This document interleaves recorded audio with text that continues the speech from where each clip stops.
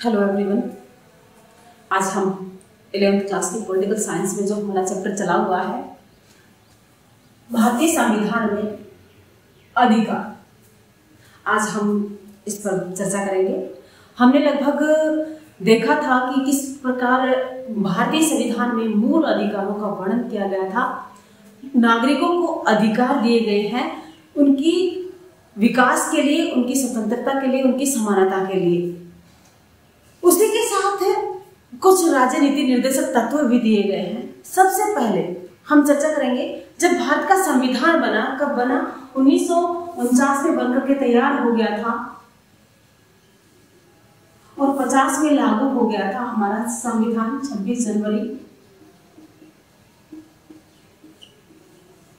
ये जो हमारी संविधान निर्माता सभा थी, संविधान निर्माण करने वाले सदस्य थे, उनको ये अच्छे से पता था कि स्वतंत्र भारत के सामने बहुत सारी समस्याएं आने वाली हैं। क्योंकि स्वतंत्र भारत में जो समस्याएं फेस करनी है, क्यों करनी है? क्योंकि हमारा जो समाज है विविधताओं से भरा हुआ था और इतना बड़ा समाज था, उसमें सभी के लिए स्वतंत्रता लाना, सभी में समानता स्थापित करना। क्योंकि हमारे यहाँ परंपरा से, यानी कि हम इतिहास से पढ़ते आ रहे हैं कि असमानता को देखते आ रहे हैं समाज में।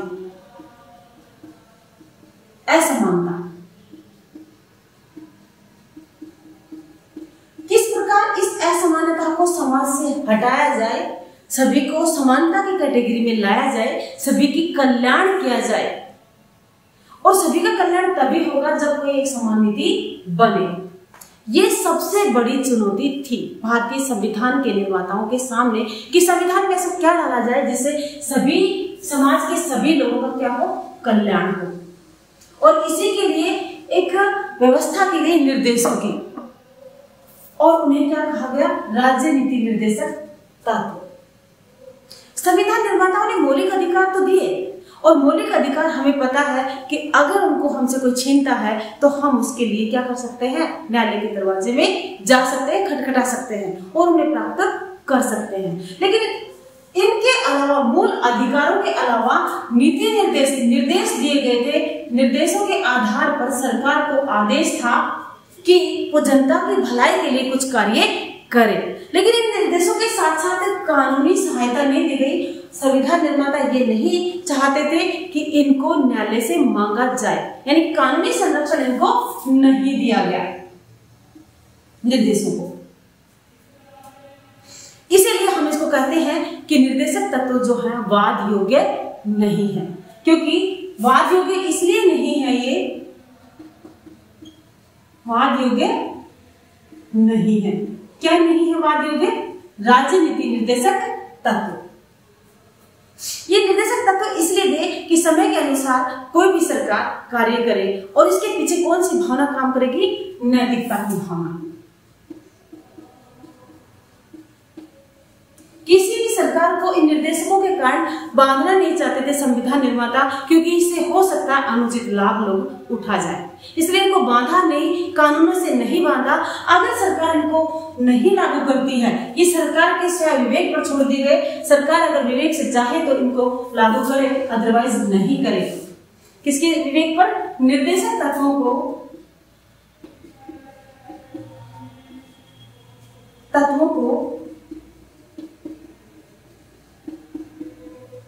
सरकार की पॉलिसी पर छोड़ दिया गया, सरकार की नीति पर छोड़ दिया गया।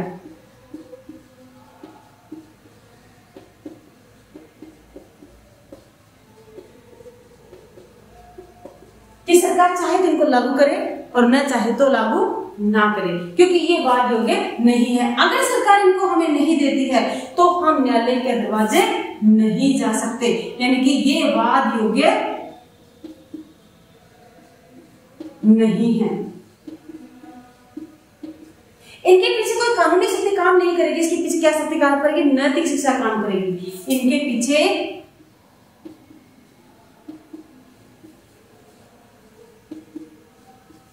नैतिक शक्ति काम करेगी,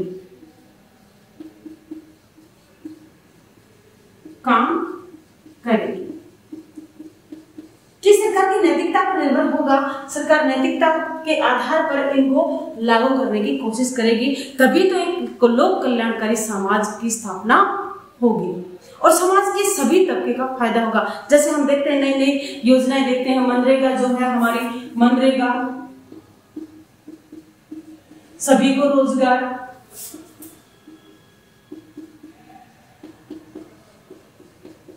ये सारी जो योजनाएं हैं ये सरकार की नैतिकता पर आधारित है। जो सरकार अच्छा चाहती है, अपने नागरिकों का भला चाहती है, देश का भविष्य चाहती है, देश का विकास चाहती है, वो इनको लागू करती है। अदरवाइज सरकार को हम किसी भी न्यायालय के कटघरे में खड़ा नहीं कर सकते कि तुमने ये नीति निर्देशक तत्व लागू क्यों नहीं किए। इसलिए तो नीति निर्देशक तत्वों को हम कह सकते हैं कि एक निर्देश है सरकार को, और निर्देश भी कैसे, उसकी विवेकता पर, सविवेक पर, सरकार की विवेकता पर आधारित है कि सरकार चाहे तो अपने नागरिकों के विकास के लिए इन निर्देशों को लागू कर सकती है, अदरवाइज नहीं भी कर सकती है। उस पर कोई भी लांछन नहीं लगाया जा सकता। तो अगला हमारा पॉइंट होगा नीति निर्देशक तत्व क्या है। निर्देशक तत्व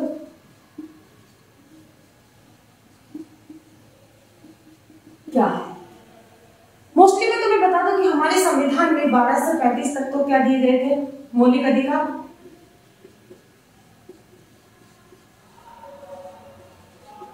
मौलिक अधिकार, और इसी आधार पर 36 से लेकर 51 तक हमारे संविधान के अनुच्छेद 36 से लेकर 51 तक नीति निर्देशक तत्व दिए गए हैं।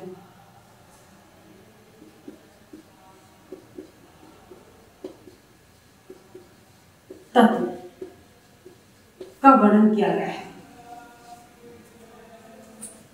मौलिक अधिकार 12 से 35 तक और नीति निर्देशक तत्व 36 से 51 तक, इनका वर्णन है। ये हमारे वाद योग्य है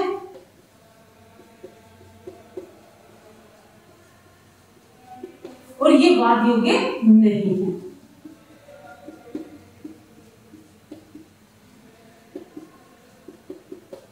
ये आगे जब तुम्हारा मौलिक अधिकार और नीति निर्देशक तत्वों में अंतर आएगा उसमें मैं तुम्हें ये बताऊंगी कि किसमें कौन सा अंतर है।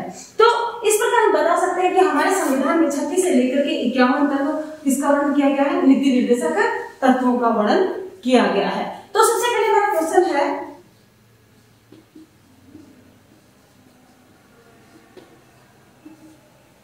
कि नीति निर्देशक तत्व क्या है। मोस्टली 3 बातें यहां मैं तुम्हें बताऊंगी, मुख्य 3 बातें जिनके आधार पर तुम समझ जाओगे कि नीति निर्देशक तत्व क्या है। मुख्य 3 बातें हैं यहां, 3 बिंदु जिनके आधार पर आप बता सकते हो कि नीति निर्देशक तत्व क्या है। वे लक्ष्य और उद्देश्य, पहला बिंदु, वे लक्ष्य और उद्देश्य जो हमें समाज में मिलने चाहिए, जो एक समाज के रूप में हमें लक्ष्य और उद्देश्य जो एक समाज के रूप में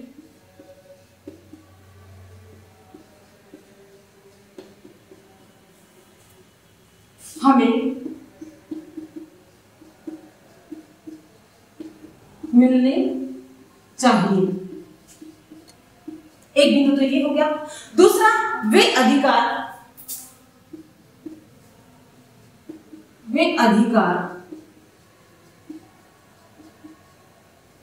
जो मौलिक अधिकारों के अलावा,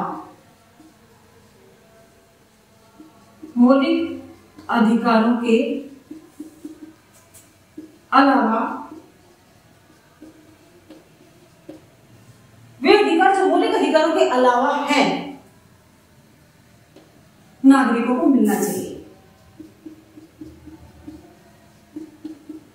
को मिलना चाहिए।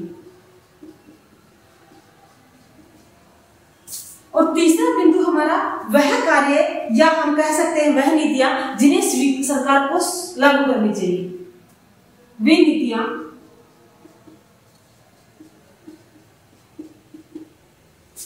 जिन्हें सरकार को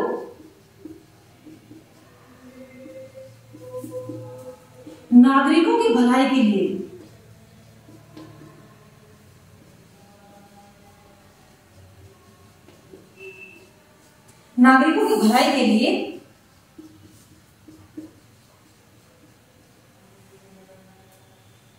लागू करनी चाहिए। वे नीतियां जिन्हें सरकार को नागरिकों की भलाई के लिए लागू करनी चाहिए वो क्या कहलाएंगे? नीति निर्देशक तत्व। तो इन तीन मुख्य बिंदुओं से हमारे समझ में आ गया होगा कि नीति निर्देशक तत्व है क्या। क्या है नीति निर्देशक तत्व?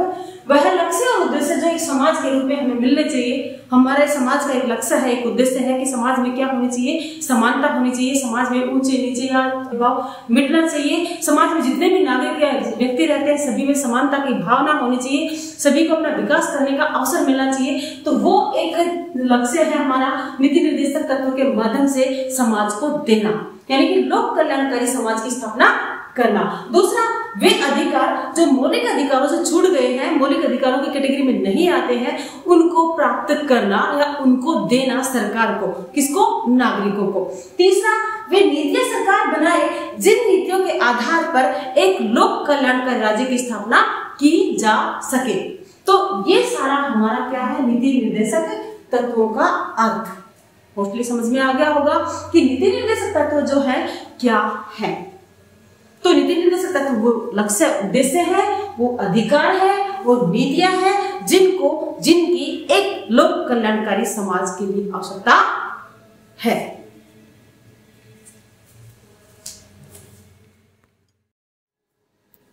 तो इस प्रकार बता सकते हैं कि नीति निर्देशक तत्वों के आधार पर मौलिक अधिकारों के अलावा जो नागरिकों को अधिकार मिलने चाहिए या सरकार की वह नीतियां जिनके आधार पर एक लोक कल्याणकारी समाज की स्थापना हो सके या समाज का वह अधिकार जो उसको मिलना चाहिए, उसे हम क्या कहेंगे? नीति निर्देशक तत्व। इसी के आधार पर हमारे जो सरकारों ने समय समय पर ऐसी बहुत सारी नीतियां लागू की जिनसे हमें ये लगता है कि नीति निर्देशक तत्व भी हमें मौलिक अधिकारों की तरह ही प्राप्त है। हालांकि मौलिक अधिकार हम सरकार से मांग कर सकते हैं, अगर उनको हमारे से कोई छीना जाता है तो न्यायालय में हम उनको ले सकते हैं, लेकिन नीति निर्देशक तत्वों को हम नहीं ले सकते। फिर भी सरकारों ने समय समय पर लोक कल्याणकारी राज्य की स्थापना के लिए इनकी व्यवस्था की है। जैसे हम देख सकते हैं कैसे कि जमींदारी उन्मूलन कानून। जमींदारी व्यवस्था क्या थी? हम सबको पता है कि भारतीय समाज में जो जमींदारी व्यवस्था थी, जमींदार के पास सारी जमीनें होती थी और छोटे छोटे किसान उसकी जमीन पर कार्य करते थे। काम मेहनत किसान करता और फायदा किसको मिलता? जमींदारों को मिलता। लेकिन सरकार को ये लगा या भारतीय संविधान निर्माताओं को भी लगा कि ये जो जमींदारी व्यवस्था है इसका उन्मूलन होना चाहिए, इसकी समाप्ति होनी चाहिए और जो जमीन है असली हकदार कौन? किसान, उनको मिलनी चाहिए। इसलिए इस कानून बनाया गया संविधान के माध्यम से, या हम कह सकते हैं संसद के माध्यम से कानून बना और इस जमींदारी व्यवस्था को समाप्त किया गया। दूसरा, हम देख सकते हैं बैंकों का राष्ट्रीयकरण। बैंक जो किसी निजी व्यक्ति की प्रॉपर्टी नहीं होनी चाहिए, ये देश के सभी लोगों के लिए होना चाहिए, यानी कि राष्ट्र के बैंक, देश के बैंक होने चाहिए। तो बैंकों का क्या कर दिया गया? राष्ट्रीयकरण किया गया। फैक्ट्री अधिनियम, फैक्ट्री के नियम बनाए गए कि फैक्ट्री कहाँ लगाई जाएगी, किस आधार पर लगाई जाएगी, कितना उसमें पोल्यूशन है, ये सारा जांच कराया जाएगा, इस पर कितनी पेनल्टी लग सकती है। तो ये फैक्ट्रियों के लिए कानून बनाए गए। उसी के आधार पर हम देखते हैं न्यूनतम मजदूरी निर्धारण। हमारे समाज में सबसे बड़ी बीमारी थी बंधुआ मजदूरी की, कि मजदूरों को अपने घर में बांध के रखा जाता, उनसे जितना चाहे काम लिया जाता, बशर्ते उनको सिर्फ 2 टाइम का खाना और कपड़ा ही मिल पाता। उनकी कोई मजदूरी नहीं होती, दी तो थोड़ी बहुत मजदूरी दे दी जाती थी, वो उसकी इच्छा पर होता था। लेकिन आज क्या है? हर व्यक्ति को अपने काम की न्यूनतम मजदूरी तो मिलेगी ही मिलेगी, इसका निर्धारण कर दिया गया है। कोई भी इनकी मजदूरी को काट नहीं सकता, रख नहीं सकता। तो इसके लिए भी कानून बन गया है। ये भी लोक कल्याणकारी समाज के लिए जरूरी है। इसी प्रकार एक ऐसा कुटीर और लघु उद्योगों के विकास के लिए या प्रोत्साहन के लिए हमें पता है कि भारतीय समाज जो शुरू से ही है एक अपने आप में निर्भर रहता था। वो किस आधार पर रहता था कि घरों में जो छोटे छोटे उद्योग जो चलते थे, कुटीर उद्योग जिनको हम कह सकते हैं, लघु उद्योग जिनको हम कह सकते हैं, उनसे समाज को काम भी मिला रहता था, रोजगार भी मिला रहता था और अपने जीवन यापन भी अच्छे से वो करता। इसीलिए इन उद्योगों को क्या दिया गया है, संरक्षण दिया गया है, ताकि कोई भी व्यक्ति बेरोजगार ना रहे। बेरोजगारी को मिटाने के लिए, को दूर करने के लिए इन उद्योगों को क्या दिया गया, बढ़ावा दिया गया है, प्रोत्साहन दिया गया है। इसी प्रकार हमारे जो संविधान में आरक्षण की व्यवस्था की गई है, हमें पता है कि हमारे अनुसूचित जाति, अनुसूचित जनजाति जो समाज से पिछड़ गई थी, समाज में जिनका विकास बहुत कम हुआ था, उनका विकास करने के लिए, उनको आगे लाने के लिए उनके लिए कुछ आरक्षण की व्यवस्था की गई है। यानी उनके विकास के लिए, उन्हें मतलब विकास, उनके विकास के लिए आरक्षण की व्यवस्था की गई है, ताकि ये जातियां भी अपना विकास कर सके, समाज में बाकी जातियों के बराबर ये अपने आ जाएं। तो इसके लिए उन्होंने आरक्षण की सरकार ने व्यवस्था कर रखी है। तो ये सारे कार्य क्या है, लोक कल्याणकारी कार्य है। इसी प्रकार हम देखते हैं कि जो हमारे महात्मा गांधी जी थे, राष्ट्रपिता, उनकी एक इच्छा थी कि जो साम्राज्य होना चाहिए, नीतियां होनी चाहिए, राज्य के अलावा स्थानीय शासन होना चाहिए। और स्थानीय शासन में हम किसको लेते हैं, पंचायती राज को। पंचायती राज, भारत में पंचायती राज की व्यवस्था कर रखी है। राजस्थान से हम मानते हैं कि 1959 में नागौर जिले से, राजस्थान के नागौर जिले से इस पंचायती राज व्यवस्था की शुरुआत पंडित नेहरू जी जो हमारे प्रधानमंत्री थे, उन्होंने लागू कर दिया था। इसको आज हम देखते हैं स्थानीय शासन, क्योंकि स्थानीय शासन जब तक नहीं होगा तब तक स्थानीय लोगों की समस्याओं का पता नहीं चल पाएगा, और स्थानीय शासन होगा तो लोगों की समस्या यहीं पर शॉर्ट आउट हो जाएंगी, यहीं पर खत्म हो जाएंगी। इसलिए स्थानीय शासन को बढ़ावा देने के लिए पंचायती राज व्यवस्था की भी स्थापना की गई, और ये कैसा है, एक लोक कल्याणकारी समाज की भावना को लेकर के कार्य है। इसी प्रकार हम देखते हैं कि सभी को रोजगार योजना होनी चाहिए, सभी को रोजगार मिले, सभी को रोजगार। अभी हमने देखा था मनरेगा, महात्मा गांधी गारंटी योजना अधिनियम, मनरेगा, इसके माध्यम से 100 दिन का रोजगार